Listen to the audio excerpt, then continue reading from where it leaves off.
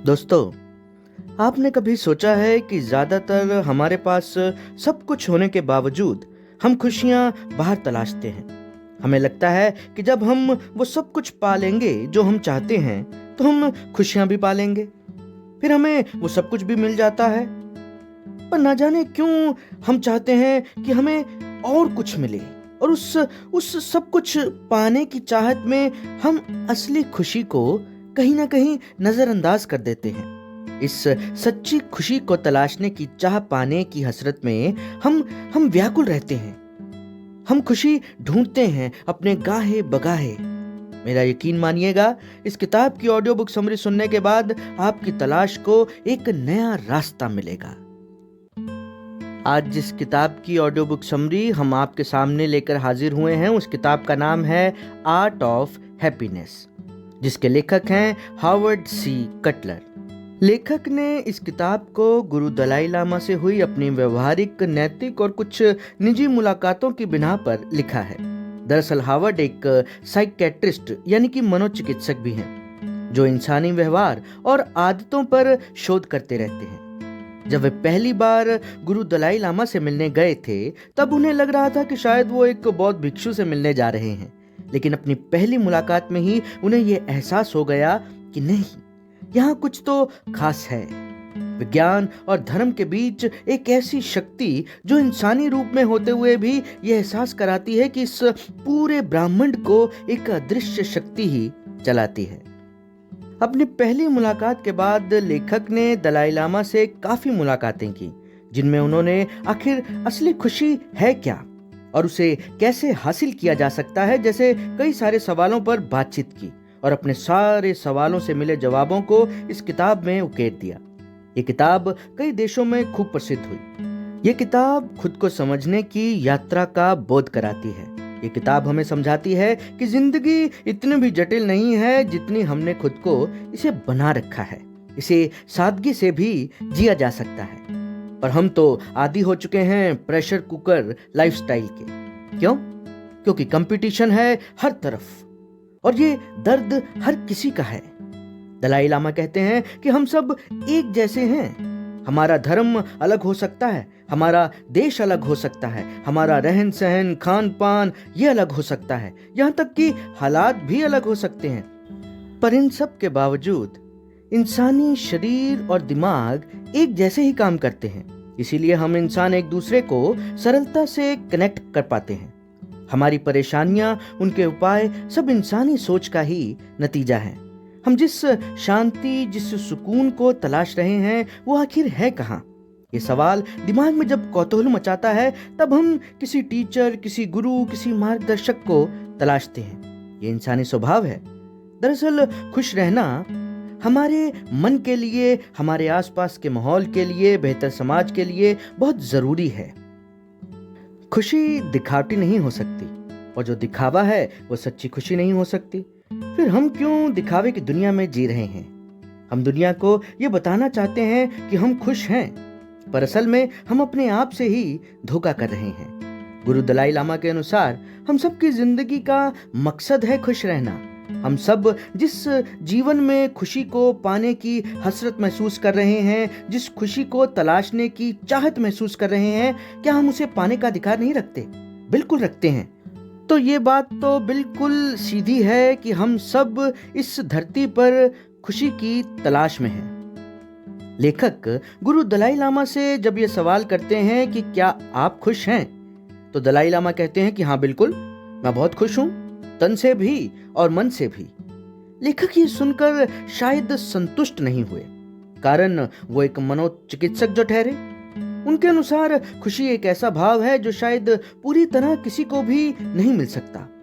आगे लेखक कहते हैं कि चूंकि मैं एक मनोचिकित्सक हूं, तो मैं लोगों को डिप्रेशन से बाहर निकलने में मदद करता हूं, एंजाइटी खत्म करने में मदद करता हूं। पर खुशी को हासिल करने का पैमाना क्या होना चाहिए? गुरु दलाई लामा के अनुसार दिमाग किस बात पर खुशी महसूस करता है और किस बात पर दुख, यह हमको दिमाग को समझाने की जरूरत है। हर किसी के लिए खुशी के मायने अलग अलग हो सकते हैं।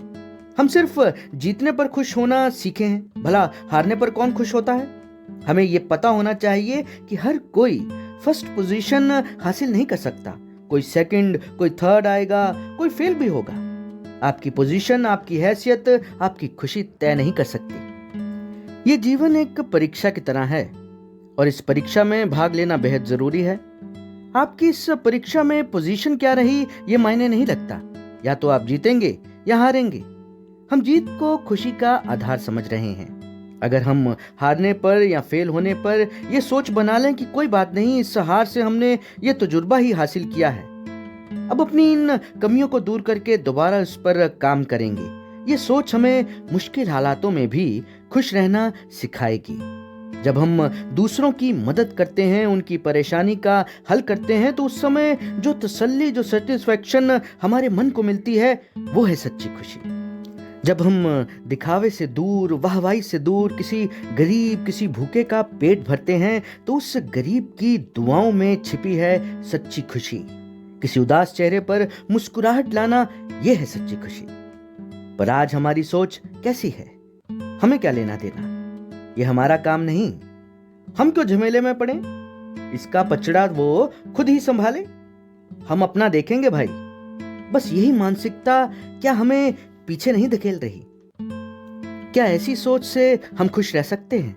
बिल्कुल नहीं। फिर हम कहते हैं कि यह दुनिया बड़ी मतलबी हो गई है, लोग रूखे स्वभाव के हो गए हैं। हम ये क्यों नहीं सोचते कि उन लोगों में हम भी शामिल हैं? हम समाज बदलना चाहते हैं पर खुद को नहीं, जबकि हमें इसका उल्टा करना है। हमें खुद में सकारात्मक बदलाव करने होंगे। इस दुनिया में सबको खुश रहने का हक है। आपको लगता है कि खुशी सफलता, प्यार, तारीफ, पैसा, शोहरत में है? ये चीजें हमें और लालची बनाती हैं। हमें कहीं तो फुल स्टॉप लगाना होगा। जब आप किसी रास्ते पर जा रहे हैं और सामने वाला अचानक गिर जाए, आप उसे उठाने का यत्न करते हैं। वो उठता है और आपको शुक्रिया कहता है। उसके चेहरे के भाव में वो खुशी है जो आप तक पहुंचती है। आप पूरा दिन अच्छा महसूस करेंगे। हमें हमारे दिमाग को ये संकेत भर पहुंचाना है कि हाँ, मैं खुश हूं, हर हाल में खुश हूं, मैं दूसरों की मदद करके खुश हूं, मेरी वजह से सब खुश हैं, मेरे चारों ओर खुशियां हैं। तो यकीन मानिए, हमें हर जगह सकारात्मकता ही देखने को मिलेगी। आपको लगता है कि खुद की कामयाबी ही असली खुशी है, जबकि ऐसा नहीं है। ये आपकी गलतफहमी है। जरा सोचिए कि आप 50 लोगों के बीच में हैं और उनमें से किसी को रोटी तक नसीब नहीं हुई और आपको मिल गई और आप बड़े खुश हो रहे हैं, लेकिन आपके आसपास उदासी छाई है। तो बताइए, आप अपनी खुशी किसके साथ सेलिब्रेट करेंगे? आपको अपनी कामयाबी, अपनी सफलता, अपनी खुशी बांटने के लिए भी तो लोगों की जरूरत पड़ेगी। आपके आसपास का माहौल तनावपूर्ण होगा, गमगीन होगा, उदास होगा, तो वहां आप खुश रह पाएंगे नहीं। इसलिए खुशी सभी के साथ में है, अकेले में नहीं। बात तो सिर्फ नजरिए भर की है। जैसा आपका नजरिया, वैसा परिणाम। अब कुछ लोगों को यह लगता है कि खुश रहने का मतलब है धनवान होना या अच्छी सेहत का होना, पर ऐसा नहीं है। एक नर्स जिसने 20 सालों तक एक नर्स के तौर पर काम किया, इन 20 सालों में जो भी सेविंग्स हो सकी, उससे उसने और उसके पति ने एक मेडिकल स्टोर खोलने के बारे में विचार किया। पहले उन्हें लगा कि क्या ये प्रोजेक्ट, ये काम चल पाएगा, पर चलिए खैर, किसी तरह उन्होंने शुरुआत की। अब शुरुआत हो गई और परिणाम बेहतर मिले और आमदन भी अच्छी होने लगी। धीरे धीरे उनकी फार्मेसी उस शहर में खूब प्रसिद्ध हो गई। ये दंपत्ति अब बेहतर हालात में थे। पैसा, शोहरत, अच्छा लिविंग स्टैंडर्ड, वो सब कुछ उन्हें हासिल हो गया था जो वो चाहते थे। एक दिन मैं उनके पास गया और मैंने उनसे पूछा कि अब तो आप खुश हैं, आपको वो सब कुछ मिल गया जो आप चाहते थे? तो उनका जवाब था कि हाँ, हम आपकी बात से सहमत भी हैं और असहमत भी। मैंने पूछा, नहीं का क्या मतलब निकाला जाए? तब उस दंपत्ति ने कहा कि न जाने क्यों ये सब कुछ हासिल करने के बाद भी हमें एक चीज की कमी खटक रही है। किसकी? खुशी की। आप पहले से बहुत अच्छे हालात में हैं, बेहतर जिंदगी जी रहे हैं, फिर भी आप खुश नहीं। हाँ, हम सुबह से शाम पैसा तो कमा रहे हैं, पर जाने अनजाने वो सुकून, वो सच्ची खुशी को हमने कहीं खो सा दिया है। उस नर्स ने कहा, मैं जब नौकरी करती थी तब ज्यादा खुश रहती थी, आज आर्थिक रूप से ज्यादा पैसा कमाने के बावजूद खुश नहीं हूं। शायद मेरी ये गलतफहमी थी कि पैसा हमें वो तमाम खुशियां देगा। दोस्तों, ये तो किताब का एक किस्सा है। अब किताब से बाहर आते हैं और ये ऑब्जर्व करने की कोशिश करते हैं कि क्या ऐसे सैकड़ों उदाहरण हमारे आसपास मौजूद नहीं हैं। हमें खुद भी तो यही लगता है कि बेहतर डिग्री से पास आउट कर जाएंगे तो हमें खुशियां मिलेंगी, अच्छी नौकरी मिल जाएगी तो खुशियां हासिल होंगी। नौकरी भी मिल गई सब, अब शादी हो जाएगी और सेटल हो जाऊंगा तो फिर मेरे जीवन में खुशियां ही खुशियां होंगी। फिर बच्चे होंगे तो मैं खुश हो जाऊंगा। शादी भी हो गई, सेटल भी हो गए, बच्चे भी हो गए, अब बच्चों के भविष्य की चिंता। यानी कि ये सब चीजें जीवन का एक हिस्सा हैं। और खुशी को तलाशते तलाशते हम कब बूढ़े हो जाते हैं हमें पता ही नहीं चलता। फिर एक दिन हम ये सोचते हैं कि हमने सारा जीवन बस यूं ही गवा दिया। क्या उखाड़ लिया हमने इस जीवन में? कुछ ऐसा किया कि जिस पर हमें नाज हो, गर्व हो? कुछ नहीं किया। अच्छा, अब दूसरे किस्से पर चलते हैं। कभी कभी हम जिन चीजों को अभिशाप समझते हैं या ये सोच लेते हैं कि ईश्वर ने ये मेरे साथ ही ऐसा क्यों किया, ऐसे हालातों में भी कुछ लोग सच्ची खुशी तलाश लेते हैं। एक बार मैं एक कैंसर से पीड़ित एक व्यक्ति से मिला। मैंने उनसे पूछा कि आपको कैसा महसूस हुआ जब आपको पता लगा कि मुझे ये बीमारी है। उस व्यक्ति ने कहा कि शुरू में मुझे ये स्वीकार करने में तकलीफ हुई। मैं मानसिक रूप से परेशान था, पर धीरे धीरे मैंने इस हालात को स्वीकार किया कि मेरे पास जितना भी समय है मैं उसे भरपूर जीऊंगा, हर एक पल का पूरा आनंद लूंगा। जिंदगी को इससे पहले मैं सिर्फ गुजार रहा था, पर अब मैं जिंदगी को जीने लगा। मैंने इलाज के साथ साथ अपने हर मर चुके शौक को जिंदा किया। इस बीमारी ने मुझे जिंदगी की कीमत समझाई है। अब मैं खुश हूं। सही मायने में मैं इसे इंसान की बातें सुनकर मन ही मन हैरान था। मैं ये सोच रहा था कि मैं इससे बेहतर हालात में हूँ, शारीरिक रूप से, आर्थिक रूप से। बावजूद इसके इस इंसान के चेहरे की खुशी और बातों की सच्चाई मुझे ये बता रही थी कि कुछ भी हो, मुझे हर हालत में सकारात्मक रहना चाहिए।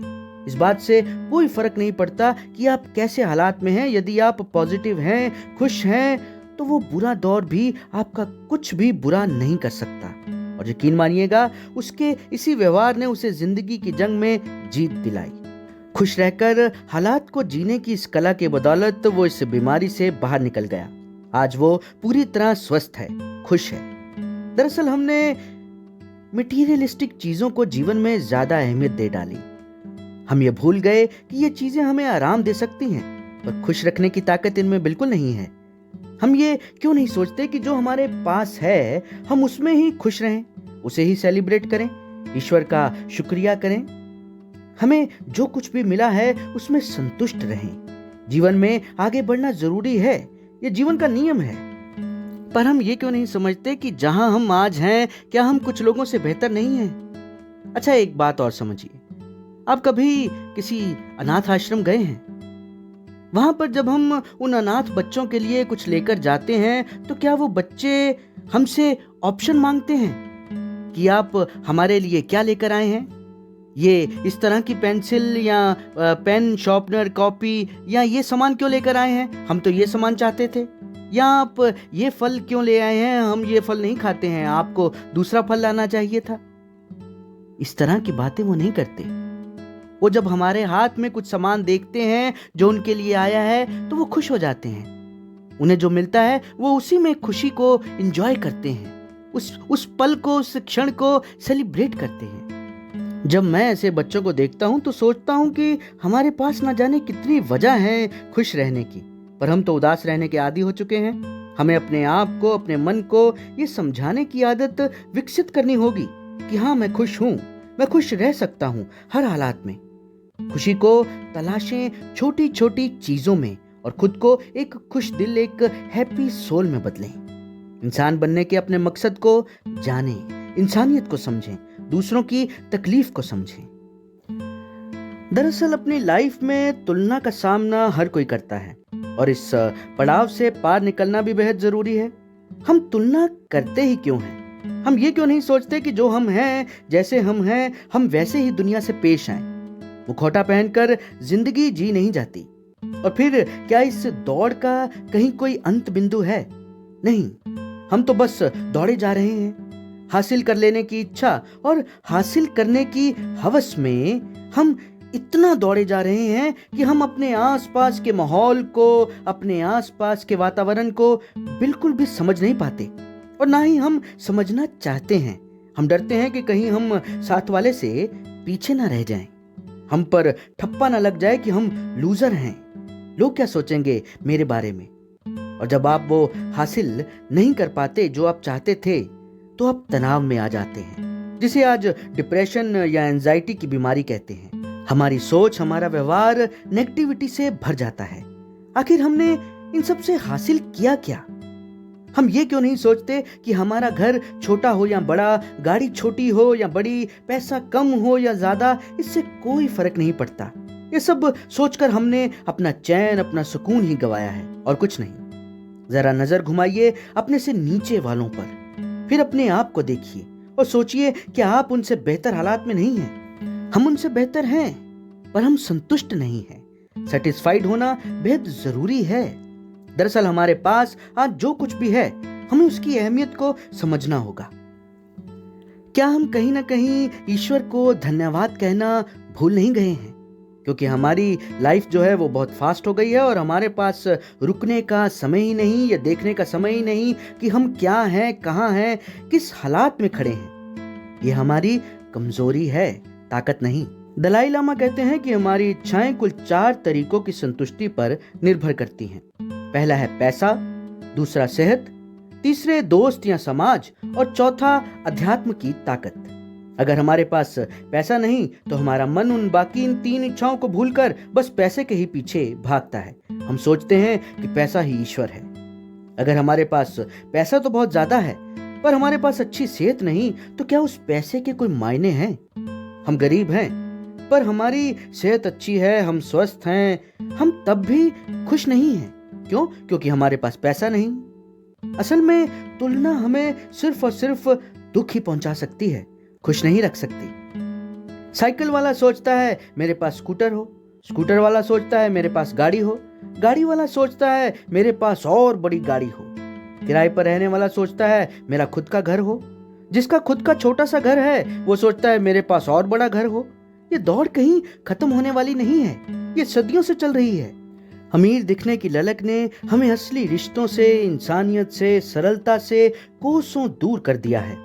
हम आज जिस संसार में रहना पसंद कर रहे हैं वो दिखावे की दुनिया है, धोखा है, ऐसा धोखा जो हम अपने आप को ही दे रहे हैं। आगे दलाई लामा कहते हैं कि ये कतई महत्वपूर्ण नहीं है कि आपका धर्म क्या है। वे इंसानियत को, दयालुता को सबसे ऊपर रखते हैं। जो इंसान दूसरों की तकलीफ को समझता है, उसके दर्द को दूर करने में मदद करता है, सही मायनों में वही श्रेष्ठ इंसान है। आपका भी इस धरती पर आने का कोई मकसद तो है, या बस यूं ही खा पी कर जीवन गुजार कर चले जाएंगे? कुछ तो ऐसा करेंगे अपने जीवन में कि आपको अपने आप पर गर्व हो। खुद से आध्यात्मिक होने का मतलब तलाशें, आत्म जागरूक बने। दुख जीवन का हिस्सा था, है और रहेगा। परिवर्तन संसार का नियम है। भूतकाल को वर्तमान का हिस्सा ना बनाएं और भविष्य को सोच सोचकर वर्तमान को बर्बाद नहीं कर सकते। सिर्फ और सिर्फ वर्तमान पर फोकस करें। बेहतर कल के लिए मेहनत करना अच्छा है, पर आज को जीना वो भी खुशदिली से, यही आर्ट ऑफ हैप्पीनेस है। बदलाव को स्वीकार करना ही प्रगति है। आज की वीडियो में इतना ही। वीडियो पसंद आए तो इसे लाइक करें, शेयर करें और हमारे चैनल को सब्सक्राइब जरूर करें। आप सुन रहे हैं true power of motivation Faizi के साथ। धन्यवाद। शब बखैर।